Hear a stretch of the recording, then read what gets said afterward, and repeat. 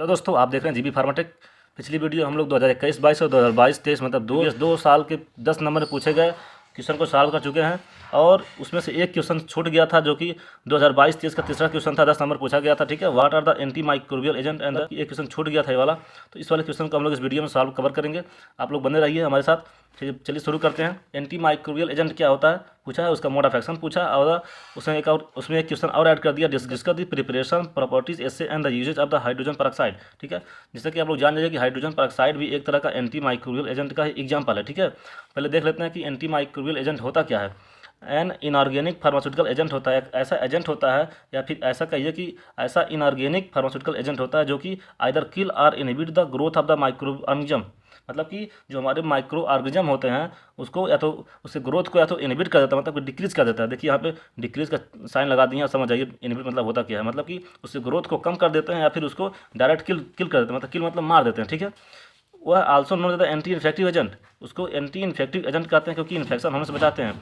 Micro organism क्या होते हैं, ऐसे ऑर्गेनिज्म जो हमारे बॉडी में अगर इंटर कर जाएँ तो बहुत तरह के इन्फेक्शन प्रोड्यूस करते हैं, मतलब हमारे बॉडी में इंटर करने के बाद वो इन्फेक्शन पैदा कर देते हैं, कई सारे इन्फेक्शन हो जाते हैं उसके कारण। ठीक है, मतलब कि इन्फेक्शन ना होने पाए, फिर इन्फेक्शन हो गया तो उसको ठीक करने के लिए हम लोग एंटी माइक्रोबियल एजेंट का यूज करते हैं। ठीक है, क्या कहता है, use to prevent and treat the infection.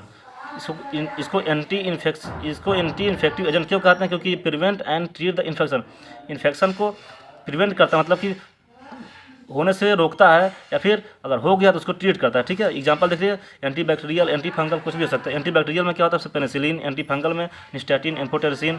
लेकिन जो हमारे सिलेबस में दिया है उसमें कौन कौन से एंटी माइक्रोबियल एजेंट हैं, उसमें होता है हाइड्रोजन पेरोक्साइड हो गया, बोरिक एसिड हो गया, पोटेशियम परमैंगनेट हो गया।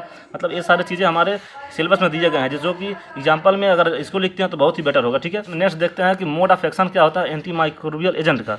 मतलब कि मोड ऑफ एक्शन मतलब होगा वो किस तरह से काम करता है। मान लीजिए मतलब कि जो हमारा एंटी माइक्रोबियल एजेंट है उसको हम लोग बॉडी में ले रहे हैं, कोई जैसे कि हमारी बॉडी में कोई माइक्रो ऑर्गेनिज्म कोई है, वो माइक्रो ऑर्गेनिज्म हमारे बॉडी में इन्फेक्शन मतलब स्टार्ट कर रहा है, इन्फेक्शन कर रहा है। ठीक है, तो हम लोग उसको ठीक करने के लिए, उसको रोकने के लिए हम लोग लेते हैं एंटी माइक्रोबियल एजेंट। तो हमारी बॉडी में जाता है तो किस तरह से काम करता है उसी को हम लोग को इसमें पढ़ना है। ठीक है, देखिए दो तरह से काम करता है, वह तो उस माइक्रो ऑर्गेनिज्म के ग्रोथ मतलब कि ग्रोथ को कम कर देता है, इसे कहते हैं माइक्रोस्टैटिक, या तो उसको डायरेक्ट मार देता है, मतलब किल कर देता है। ठीक है, अगर किल करता है तो उसे कहते हैं माइक्रोसाइडल इफेक्ट। ठीक है, दो तरह का इफेक्ट देता है, माइक्रोस्टैटिक इफेक्ट एंड माइक्रोसाइडल इफेक्ट। ठीक है, समझ गए। अब देखिए interaction of the those anti microbial agent with the microbial protein. जो माइक्रो ऑर्गेनिज्म होता है जो इन्फेक्शन कॉज करता है उसमें प्रोटीन होता है, मेन उसका फंक्शन होता है प्रोटीन। वो प्रोटीन ही होता है जो उसके फंक्शन कराता है, काम कराता है। ठीक है, इन्फेक्शन कराता है। तो उस माइक्रो ऑर्गेनिज्म के जो प्रोटीन होता है उसी से या एंटी माइक्रोबियल एजेंट बाइंड कर देता है, उस प्रोटीन को इनहिबिट कर देता है, जिसके कारण उसका माइक्रो ऑर्गेनिज्म का काम, माइक्रो ऑर्गेनिज्म जो होता है अपना फंक्शन करना बंद कर देता है और माइक्रो ऑर्गेनिज्म मर जाता है, मतलब कि डेथ हो जाता है। ठीक है, नोट देखिए, mode of action of anti microbial agent can be divided into following categories, oxidation, halogenation, protein precipitation. कई तरह से काम करते हैं। ठीक है, मतलब कि जो मोड ऑफ एक्शन होता है तीन तरह से उसमें देखिए, तीन तरह से, oxidation, halogenation and protein precipitation. आप तीनों को याद कर लीजिए, तीनों के बारे में डिस्कस कर लेते हैं, कैसे कैसे कैसे ऑक्सीडेशन के थ्रू वह इनहिबिट करता है, मतलब कि काम करता है, हैलोजिनेशन के थ्रू काम करता है, और प्रोटीन प्रेसिपिटेशन करके कैसे वह काम करता है। ठीक है, तो पहले देखते हैं oxidation of the sulfhydryl group, SH group होता है ऑफ द माइक्रोबियल प्रोटीन। जो माइक्रो ऑर्गेनिज्म होता है उसमें एसएच ग्रुप होता है, इसे कहते हैं सल्फिड्रिल ग्रुप। ठीक है, उस माइक्रोबियल प्रोटीन, माइक्रो ऑर्गेनिज्म के अंदर प्रोटीन होता है, उस प्रोटीन में एसएच ग्रुप होता है। ठीक है, एमाइड ग्रुप होता है, एसएच ग्रुप होता है। तो जो एसएच वाला ग्रुप होता है इसी का ऑक्सीडेशन हो जाता है। ठीक है, देखिए अगर कोई एजेंट है एंटी माइक्रोबियल एजेंट, उसमें ऑक्सीजन मतलब ऑक्सीजन उसमें है, तो उसका ऑक्सीजन जो होता है इसके एसएच ग्रुप से रिएक्शन करेगा और 2H और इसका O H2O के फॉर्म में निकलेगा, मतलब कि एसएच ग्रुप का ऑक्सीडेशन होगा और यह एस बॉन्ड एस से जुड़ जाएगा। ठीक है, यहाँ पे एक्टिव फॉर्म में था, अगर इस फॉर्म में था तो माइक्रो ऑर्गेनिज्म हमारे बॉडी में इन्फेक्शन कॉज कर रहा था, लेकिन जैसे इसका ऑक्सीडेशन हो गया या इन्फेक्शन करना मतलब बंद हो गया, डिस्ट्रॉय हो गया, प्रोटीन उसका डिस्ट्रॉय हो गया, प्रोटीन डिस्ट्रॉय हो गया, मतलब कि माइक्रो ऑर्गेनिज्म काम करना बंद कर दिया, माइक्रो ऑर्गेनिज्म भी डिस्ट्रॉय हो गया। उसका एग्जाम्पल देख लीजिए, H2O2 मतलब hydrogen peroxide, potassium permanganate, metal peroxide. देखिए इसमें O है, इसमें O है, इसमें पेरोक्साइड है। ठीक है, मतलब कि ये ऑक्सीडेशन करते हैं, इसका किसका, एसएच ग्रुप का, सल्फिड्रिल ग्रुप का। ठीक है, देखते हैं दूसरा स्टेप क्या होता है हमारे मोड ऑफ एक्शन का, हाइलोजिनेशन होता है। ठीक है, हाइलोजिनेशन होता क्या है, एडिशन ऑफ हाइलोजन ग्रुप, जैसे कि हाइलोजन मतलब होता है fluorine group, fluorine, chlorine, bromine, iodine. मतलब कि जो ऐसा एजेंट होता है जिसमें फ्लोरीन ग्रुप हो या फिर क्लोरीन ग्रुप हो, ब्रोमीन ग्रुप हो, आयोडीन, कोई ऐसा ग्रुप होता है जो जाता है माइक्रो ऑर्गेनिज्म के प्रोटीन से बाइंड करता है, उसके प्रोटीन में होता है अमाइड ग्रुप। देखिए माइक्रो ऑर्गेनिज्म के प्रोटीन में होता है अमाइड ग्रुप, ठीक है।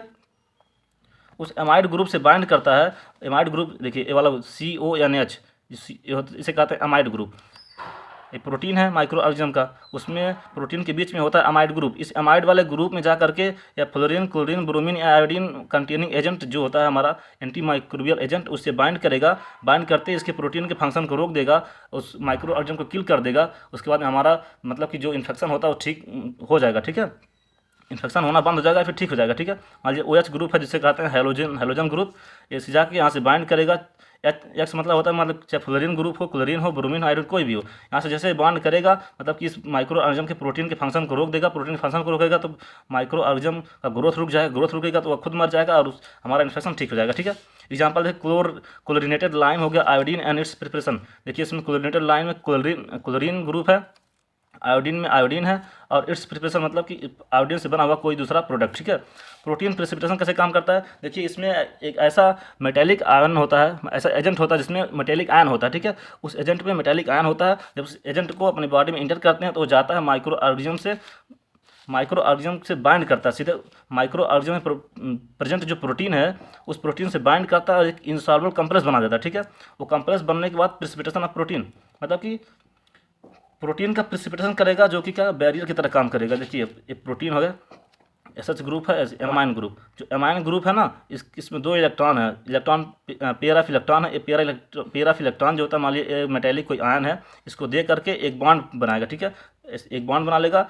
देखिए जब जब ये फ्री था तो यहाँ पे सॉल्युबल प्रोटीन था, मतलब प्रोटीन सॉल्युबल होता था और इन्फेक्शन कॉज करता था, ठीक है। जैसे ही ये इनसॉल्युबल हो गया मतलब कि प्रिसिपिटेट फॉर्म में आ गया, मतलब कि इनएक्टिव हो गया। इनएक्टिव हो गया मतलब कि ये कोई काम नहीं करेगा अंदर और हमारा जो इन्फेक्शन हो रहा है वो ठीक हो जाएगा, क्योंकि ये प्रोटीन काम नहीं करेगा तो माइक्रो ऑर्गेनिज्म जो होता है किल हो जाएगा, मर जाएगा, उसका ग्रोथ नहीं होगा और हमारा इन्फेक्शन जो हो रहा है ठीक हो जाएगा। फिर होने वाला होगा तो होगा नहीं, ठीक है। एग्जाम्पल क्या होता है, पोटास एलम हो गया, जिंक सल्फेट हो गया। नेक्स्ट देखते हैं, अब हाइड्रोजन पेरोक्साइड के बारे में पूछा है, उसका प्रिपरेशन, ठीक है। ऐसे प्रॉपर्टीज एंड द यूज देख लेते हैं। हाइड्रोजन पेरोक्साइड है क्या, एंटी माइक्रोबियल एजेंट है। उसका मालिकुलर फार्मूला होता है H2O2, मालिकुलर वेट होता है 34। कैसे निकालते हैं इसकी पिछली वीडियो में बताए हैं। सिनोनिम्स क्या होता है, डाइऑक्सीडेन मतलब किस नाम से और जानते हैं, डाइऑक्सीडेन जाते हैं, पर हाइड्रोक्सिक एसिड एंड ऑक्सीडेनिल जाते हैं, ठीक है। प्रिपरेशन क्या होता है, देखिए इसमें हम आपको 2 मेथड बताएंगे। कम से कम 1 या 2 मेथड आप लिख देते हैं तो अब सफिशियंट है आपको एग्जाम में 10 नंबर लिखने के लिए, ठीक है।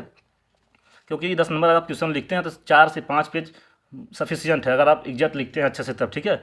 Sodium peroxide on the treatment with the cold dilute sulphuric acid. जब सोडियम पेरोक्साइड को कोल्ड और डाइल्यूटेड सल्फ्यूरिक एसिड से रिएक्शन कराएंगे तो H2O2 फॉर्म हो जाएगा। जैसे कि सोडियम पेरोक्साइड, जैसे कि देखिए सोडियम पेरोक्साइड है, इसको रिएक्शन कराएंगे सल्फ्यूरिक एसिड जो कि डाइल्यूटेड है तो सल्फेट ग्रुप यहाँ से आएगा, सोडियम से जुड़ेगा, सोडियम सल्फेट बनाएगा और जो सल्फ्यूरिक एसिड का हाइड्रोजन ग्रुप है, हाइड्रोजन ग्रुप रिएक्शन करेगा हमारे सोडियम पेरोक्साइड की ऑक्सीजन से H2 और O2 बनाएगा, ठीक है। इससे कहते हैं हाइड्रोजन पेरोक्साइड।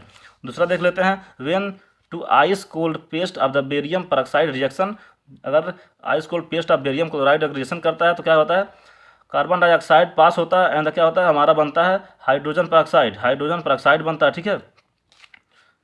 और उसके बाद प्रॉपर्टी देख लेते हैं। फिजिकल प्रॉपर्टी होता है, केमिकल प्रॉपर्टी होता है। फिजिकल में क्या होता है, फिजिकल में मतलब उसका देखते हैं शेप, साइज एंड कलरफुल है कि नहीं है, जैसे कि ये क्लियर होता है, मतलब ट्रांसपेरेंट होता है, कलरलेस होता है, कलरलेस लिक्विड होता है, मतलब लिक्विड फॉर्म में होता है, ऑर्डरलेस होता है, इसमें कोई सुगंध दुर्गंध नहीं होता है, ठीक है। बीटर टेस्ट का होता है, अगर टेस्ट करेंगे तो बीटर लगेगा, थोड़ा सा वाटर मिसिबल होता है, मतलब वाटर में डिजल्व हो जाएगा। बॉइलिंग पॉइंट 150 होता है, मतलब नॉट एक्सीडिंग टेम्परेचर 30, मतलब कि अगर इसको रखते हैं स्टोर करते हैं तो 30 डिग्री सेंटीग्रेड से ऊपर रखेंगे तो डिकम्पोज हो जाएगा, ठीक है। स्टोर इन द अगर रेफ्रिजरेटर में रख रहे हैं तो 2 डिग्री सेंटीग्रेड से लेकर 8 डिग्री सेंटीग्रेड के बीच में उसको टेम्परेचर को मेंटेन करके रखेंगे, ठीक है। ये देख लेते हैं केमिकल प्रॉपर्टी क्या होता है।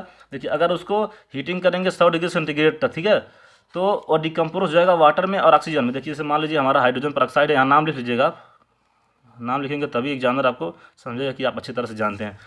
हाइड्रोजन पेरोक्साइड है यहाँ पे, इसको जब 100 डिग्री सेंटीग्रेड पे बॉयल करेंगे, ठीक है, यहाँ पे जब बॉयल करेंगे या फिर हीट करेंगे जो भी करिए तो यहाँ पे H2O और O2 मतलब वाटर और ऑक्सीजन के फॉर्म में डिकम्पोज हो जाएगा, ठीक है। इसका केमिकल प्रॉपर्टी होता है। केमिकल प्रॉपर्टी मतलब होता है केमिकल रिएक्शन क्या फॉर्म करता है, ठीक है। एज रिड्यूसिंग एजेंट, या रिड्यूसिंग एजेंट की तरह भी काम करता है और ऑक्सीडाइजिंग एजेंट की तरह भी काम करता है। इसका एग्जांपल देख लीजिए रिड्यूसिंग एजेंट का। अगर हमारा रिड्यूसिंग एजेंट हाइड्रोजन पेरोक्साइड जो है किसी ऑक्सीडाइजिंग एजेंट के संपर्क में आता है, जैसे कि Ag2O हो गया हमारा, ठीक है, तो वह उसके साथ इसका करेगा रिडक्शन। रिडक्शन मतलब होता है रिमूवल ऑफ ऑक्सीजन। इसका ऑक्सीजन यहाँ से रिमूव कराएगा और इसको सिंपल सिल्वर फॉर्म में यहाँ कन्वर्ट करेगा और यहाँ पे H2O और ऑक्सीजन फॉर्म में कन्वर्ट कर देगा। जो इसका एसए होता है वह oxidation and reduction titration base पे होता है, ठीक है। अब इसका परफॉर्म कैसे करेंगे इसका टाइटेशन, ठीक है। देखिए टाइटेशन कैसे करते हैं। यहाँ ब्यूरेट होता है, एक कोनिकल फ्लास्क होता है, ठीक है।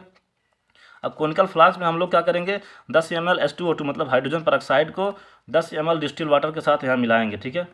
हो गया इतना। इतना होने के बाद फिर से 10 ml 5 नॉर्मल का H2SO4 सल्फ्यूरिक एसिड इसमें ऐड करेंगे तो बनेगा एक सॉल्यूशन। इस सॉल्यूशन में फिर टाइटेशन करेंगे KMnO4 का पोटेशियम परमैंगनेट जो कि 0.1 नॉर्मल का होगा, जो कि ब्यूरेट में होगा। ब्यूरेट से जब टाइटेशन कराएंगे बूंद बूंद गिरेगा इसमें, तब तक इसमें टाइटेशन करेंगे जब तक कि उसमें फेंट पिंक कलर का कलर ना प्रिंट हो जाए, ठीक है। जब जैसे ही इसमें फेंट पिंक कलर का कलर आएगा तो हम लोग को मालूम हो जाएगा कि हाँ हमारा हाइड्रोजन पेरोक्साइड इसमें प्रेजेंट है, ठीक है।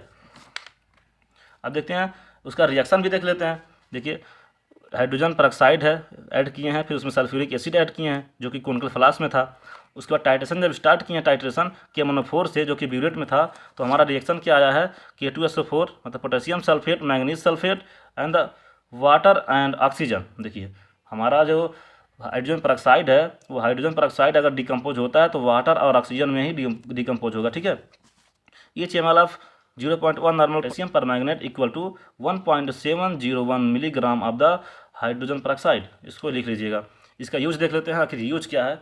Use as a antiseptic, germicidal, disinfectant, use for the room sterilisation of the surgical tools, ठीक है, for tooth whitening, hair bleaching dilute करके, ठीक है। ये सारी चीज़ों में यूज होता है, ठीक है। हम नई वीडियो के साथ आ रहे हैं।